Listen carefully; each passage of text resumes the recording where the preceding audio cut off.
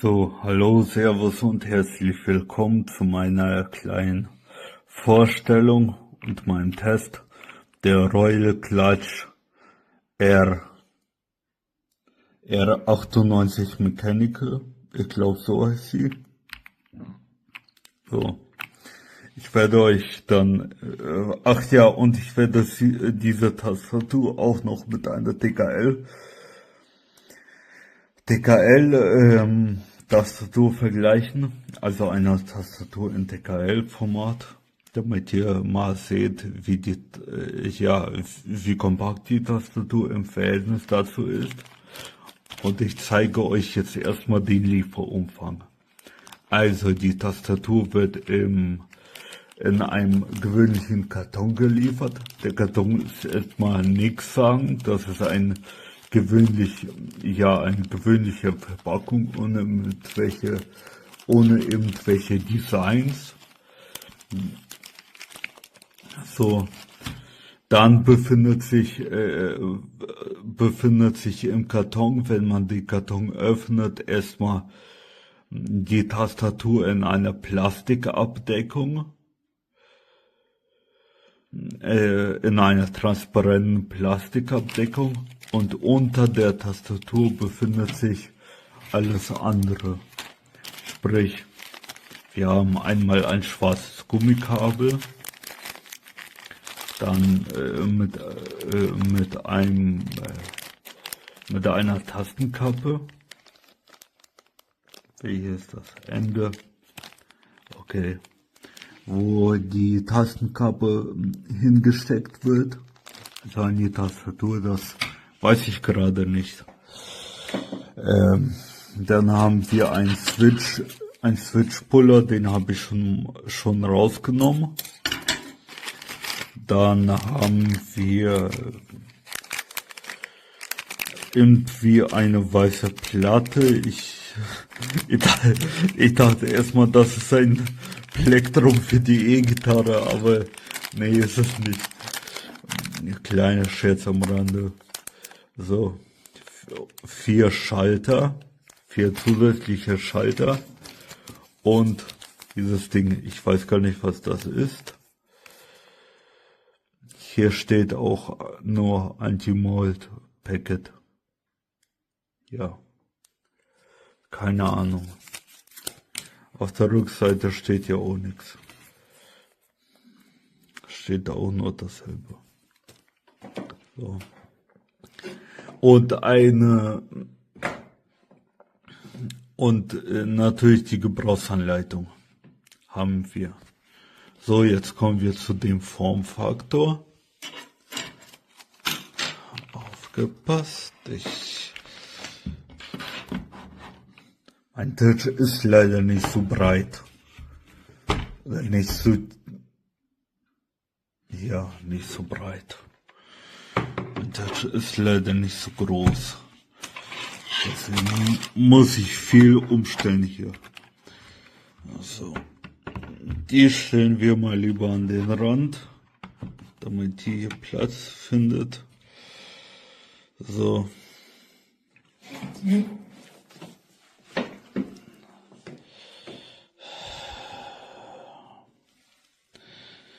Passt haargenau.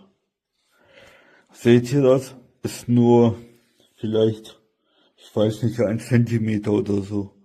Über den Zentimeter kann man drüber wegsehen, wenn man bedenkt, dass hier, dass das eine gewöhnliche DKL-Variante ist und dass hier eine 100%, also nicht 100%, sondern vollwertig meine ich.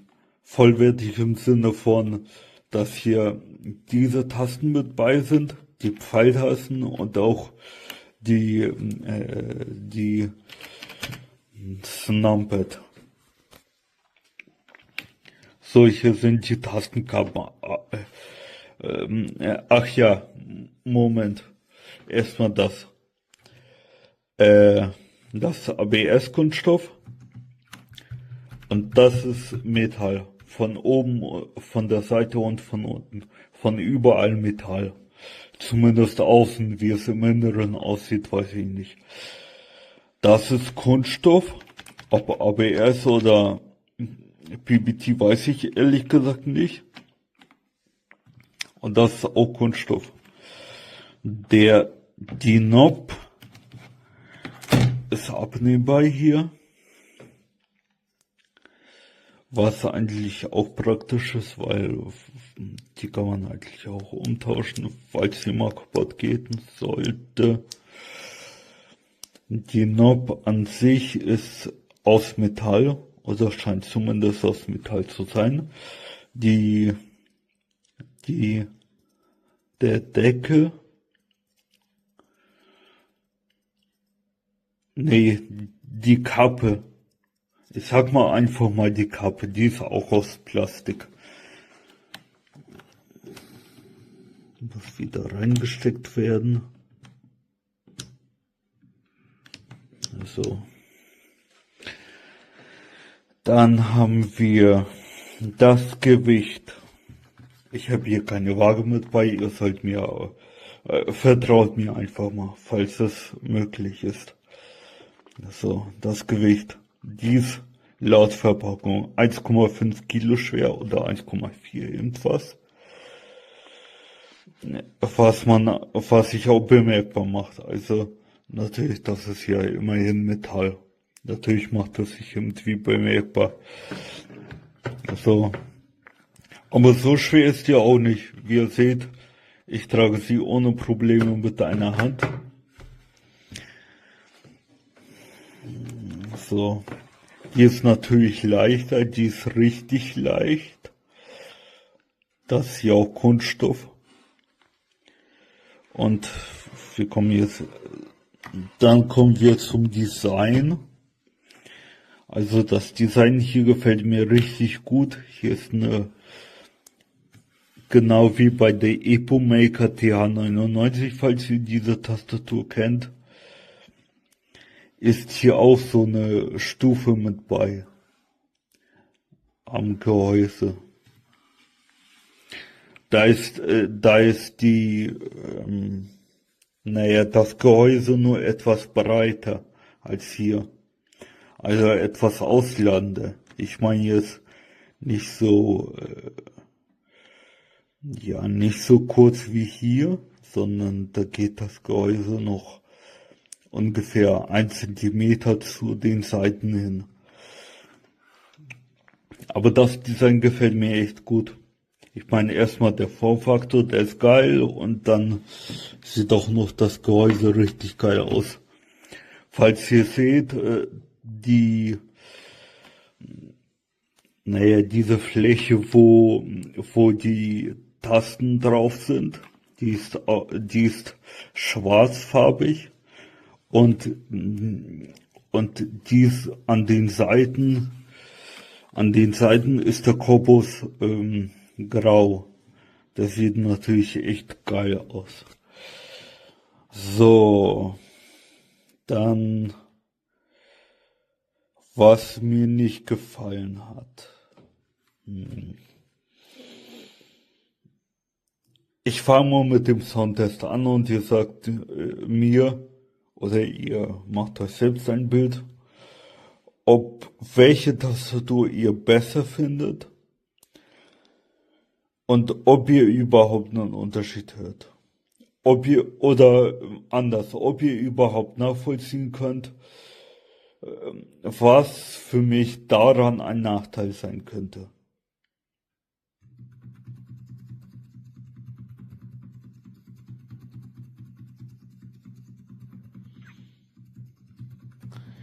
Ihr hört minimal was.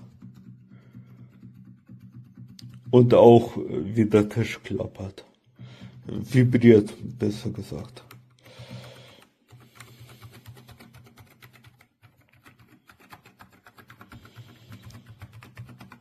Aber die ist richtig leise, ne? Ja, ich weiß, die ist richtig top.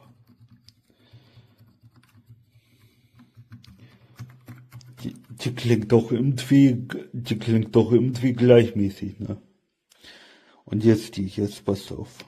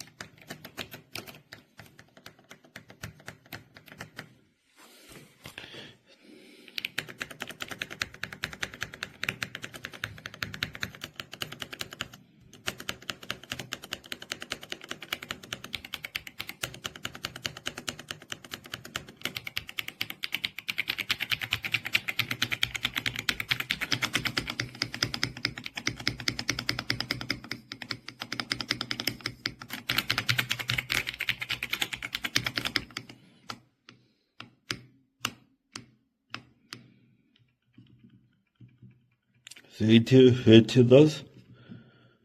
Wackelt auch ein bisschen stark. Das hier wackelt auch, aber nicht so doll. Wackelt auch, aber nicht so doll. Wackelt auch, aber nicht so doll. Wackelt auch, aber nicht so doll. Wackelt auch, aber nicht so doll. Wackelt stärker, wackelt noch stärker und wackelt ja auch ziemlich doll. Also dann zeige ich euch die RGB-Beleuchtung. Ach ja, noch was. Wie flexibel das Gehäuse ist. So, jetzt passt auf.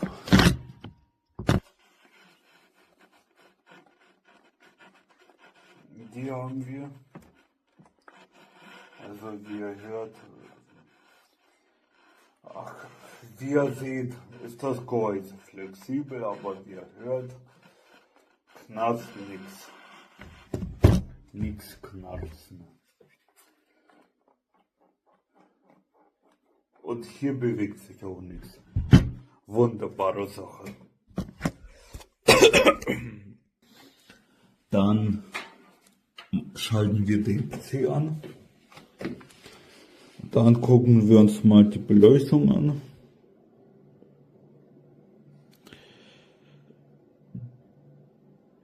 Ja.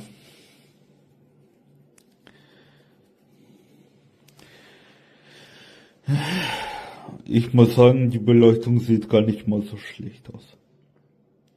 Natürlich sind die, wie heißt denn das? Wenn die Beleuchtung durch die Schrift durchscheint. Wie heißt denn das? Double Shot, ne? Double Shot heißt das. Wie heißt das? Ach Quatsch, ihr habt mich schon verstanden. Das hat die Tastatur natürlich nicht. Oder vielmehr die Tastenkappen haben sowas nicht. Aber damit lässt sich leben. Wie ihr seht, ist die Schrift auch echt groß. Die kann man gut erkennen. So. Also im Prinzip, was die Software angeht, ja, noch eine letzte Sache, und zwar was die Software angeht. Keine Ahnung, ich weiß nicht, ob es die überhaupt auf Deutsch gibt. Die habe ich überhaupt noch nicht ausprobiert. Die RGB, so wie sie ist voreingestellt. Ich habe mich mit der Software noch nicht auseinandergesetzt. Normalerweise lese ich einfach nur auf der Verpackung irgendetwas mit Software, wie sich die Software nennt. Dann lade ich sie herunter, die Software, und dann passt das schon. Dann öffne ich die Software und stelle alles ein, sofern ich überhaupt die Sprache verstehen kann. Aber hier steht ja auf der Verpackung nichts. Also habe ich keine Ahnung. Ich habe die Tastatur heute erhalten und gleich mal mich dran gesetzt und diese getestet. So, die Tastatur ist nur mit Kabel benutzbar. Und ich glaube, das war's. Tschüss. Una comodità il fatto che il filo possa essere sganciato, perché ad esempio nella mia scrivania i fili sono tutti dietro, tutti fascettati, quindi sarebbe un disastro per scollegare la tastiera qualora volessi farlo. Questo qua quindi mi permette di farlo con una comodità incredibile. Nella confezione, come dicevo, trovate tastiera, cavo, poi trovate questo strumentino qui che serve a rimuovere i tasti. Perché rimuovere i tasti? Perché faccio un esempio, mettiamo che un tasto comincia a funzionare male, vi è caduto un goccio di liquido, la lettera H non funziona più. In dotazione, oltre allo strumentino, vi arrivano 4 meccaniche di ricambio più un plettro che penso serva per aiutarvi a fare leva senza rovinarla. Quindi potete cambiare la meccanica e ripristinare il funzionamento della tastiera. C'è un'altra cosa che potete fare con la meccanica. Allora, qui in questo layout manca il tasto End, il tasto fine. Ora, io la uso a casa principalmente per diletto, quindi non ci programmo, non ci lavoro più di tanto, quindi il tasto fine, che magari in ufficio uso un po' di più, qui tutto sommato non lo vado a cercare con così tanta frequenza. Se però vi è indispensabile, che cosa potete fare? Se vedete qui, c'è una rotellina che è il controllo del volume, con la possibilità anche di mettere e togliere il muto. Se non vi interessa, o se comunque ritenete che per voi il tasto fine sia più importante, che cosa fate? Sganciate questo, ok? Mettete uno di questi meccanismi qua nella sua sede e poi ci applicate sopra il tasto End. Ed ecco fatto. Quindi potete scegliere voi. Personalmente io questo tasto qui del volume lo trovo di una comodità incredibile. A parte che in metallo, quindi ha una bella sensazione toccarlo, è molto solido, ma io potrei regolare il volume anche con i tasti funzione, come qualsiasi altra tastiera, ma poter usare una rotellina per regolare il volume con un dito e mettere il muto con un click è di una comodità incredibile. Io con le scorciatoie mi trovo bene, per carità, ma con questo mi trovo decisamente meglio, soprattutto perché, come dicevo, con un dito posso gestire il volume e mettere il muto in un secondo. Scusate che lo rimonto. Ok, ecco fatto. Allora, a livello di tastiera, come vi dicevo, i materiali sono spettacolari. La plastica è di eccellente qualità, non buona, eccellente, ha un feedback, una sensazione vellutata veramente bella. Quando la toccate sembra quasi morbida, non so come dirvi. Ha il suo manualettino che vi spiega grosso modo cosa fare, perché come vi dicevo questo è un connubio tra tradizione, passatemi il termine, e modernità, quindi è una tastiera meccanica con questo feedback meraviglioso, ma se vedete ha anche degli effetti luce che possono essere variati in 1000 modi. Adesso non sto qua a farveli vedere, non so, ad esempio adesso io quando premo il tasto shift lui fa questo effetto luce, lo vedete? Lo voglio più lento perché mi piace più lento, schiaccio il tasto funzione, uso la freccia di sinistra e ora, come vedete, il passaggio e la dissolvenza sono più lenti. Non fate caso al fatto che trema la luce, è l'effetto della fotocamera, guardandola assolutamente la luce non ha nessun tipo di tremorio. E poi la ripristino alla velocità che piace a me. Okay. Quindi è una tastiera bella, solida, bella pesante, quindi è anche piacevole da maneggiare, ha la possibilità di darvi un layout personalizzato, quindi potete tenere il tasto del volume o potete mettere il tastino End se preferite, ha un sacco di effetti luce, che dire ragazzi, secondo me vale veramente ogni centesimo, io adoro scrivere su questa tastiera. Ora, non so se esiste anche il layout italiano, non ho guardato, sarò sincero. Questa ha il layout inglese, quindi significa che se non siete abituati a usare il layout inglese, io da sistemista ho imparato sia su quella inglese che su quella italiana, quindi non ho molte difficoltà a passare da un layout all'altro, ma in ogni caso, per esempio, sul mio PC di casa non ho neanche messo la lingua inglese, perché tanto so a memoria dove sono i tasti, non guardo quando vado a cercare un tasto, io lo so che le virgolette sono qua, quindi non è che guardo per cercarle. Quindi ho lasciato il layout italiano perché tanto ho una memoria meccanica per il quale vado già a cercare il tasto che mi serve e non mi interessa più di tanto che corrisponda.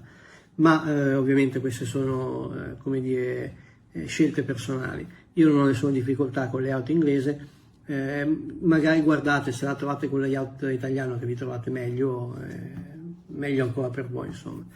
Questo è tutto, direi che ovviamente mi sembra inutile dire che ve la straconsiglio perché è assolutamente eccezionale e adesso la userò tanto, se dovessero esserci problemi, difetti e quant'altro come sempre torno e vi aggiorno la recensione così siete sempre allineati alle ultime novità. Ci vediamo alla prossima recensione ragazzi.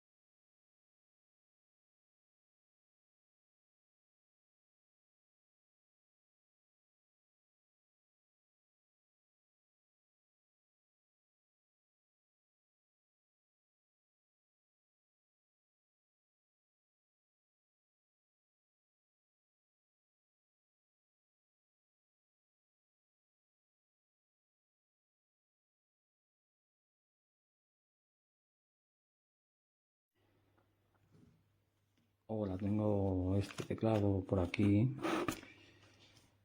Es un modelo nuevo. No hay información todavía en la web oficial del fabricante, que es este. Aunque sí que hay una aplicación web en la que se pueden ajustar los efectos de sonido, o programar las teclas, o etcétera, etcétera. Se puede hacer de todo.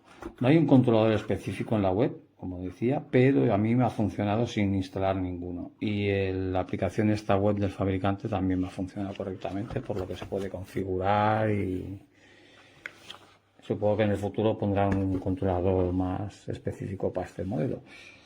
A ver. Viene muy bien envuelto. El aspecto es muy bueno. O sea, se ve sólido, es de plástico, no tiene piezas metálicas, al menos en el exterior. Pero da un aspecto, no se ve un teclado barato, digamos. De plástico, pero robusto.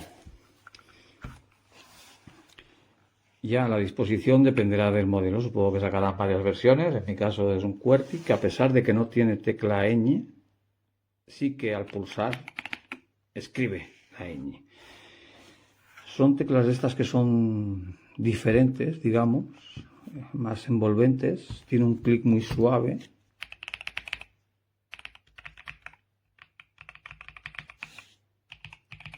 Ya dependerá del modelo. En este caso es uno de estos que creo que es el 98 o 96%, que es un teclado completo, teclado numérico incluido, aunque faltan algunas teclas en comparación con los teclados 100%.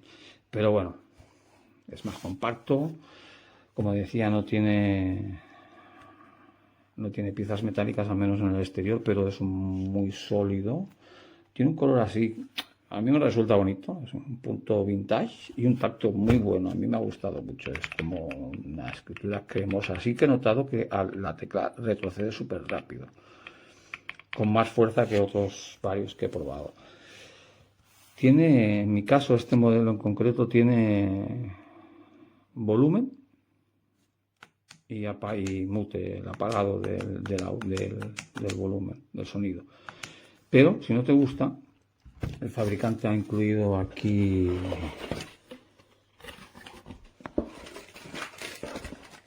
tiene switches de recambio.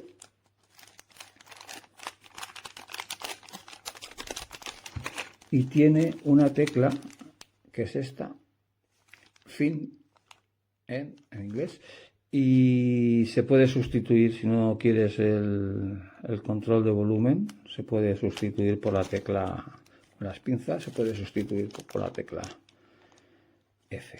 Bueno, tiene cable USB-C, que es una buena idea.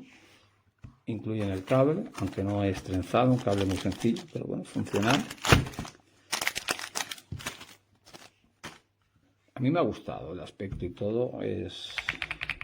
Me resulta una escritura muy cómoda, ¿eh? Así como envolvente. El clicky es suave.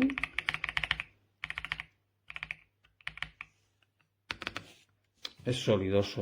En la tecla de espacio, que en algunos teclados al pulsar en un lado como que se balancea un poco, en este caso cero. O sea, me parece un buen teclado, la verdad. Tiene un peso correcto para ser de plástico. Tiene el tema este de las patitas para elevar. No se me ha desplazado. Si la superficie es un poco deslizante, en mi caso no se ha desplazado, cero. La iluminación, bueno, tiene efectos de iluminación y no es gamer en el sentido de, ¿sabes? Es un poquito más serio, un poquito más conservador, si quieres. Y la iluminación, digamos que está en el fondo.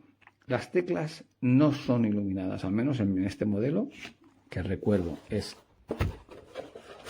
este modelo que voy a poner aquí, este modelo. En mi caso las teclas no se iluminan. O sea, se ilumina el fondo, puedes cambiar el efecto de iluminación, los colores, todo, combinando las teclas de función que viene explicado en el manual, que viene en castellano. Bueno, simples, hay más información en la web, pero unas simples instrucciones para las teclas de función y tal, para iluminación, programar teclas, macros, etcétera. O sea, tiene de todo. Y la verdad es que me parece un teclado mecánico, un buen teclado mecánico, sin ser experto. Me parece, vamos, no sé, se ve sólido y muy agradable al tacto.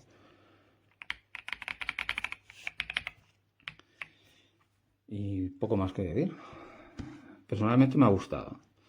Ya dependerá de la disposición de teclas, el modelo que supongo que sacarán varias versiones. Y ya, repito, en este caso no viene con la tecla con la ñ, pero sí que al pulsar me escribe la ñ. O sea que para usar en español perfectamente. Tiene aquí el bloque de teclas y bueno, lo que suelen tener otros teclados en otros lugares, te lo tiene aquí en medio, se encienden los LEDs. Y la verdad es que sí, un buen teclado. Me parece un muy buen teclado. Se ve sólido, sólido y serio, no es excesivamente gamer. Le daremos un pulgar arriba, que menos. Venga, un saludo. To completely mute it. The number pad, I wish it was just a little, the 0 was a little bit more. See, I have to go to the left. Anyways,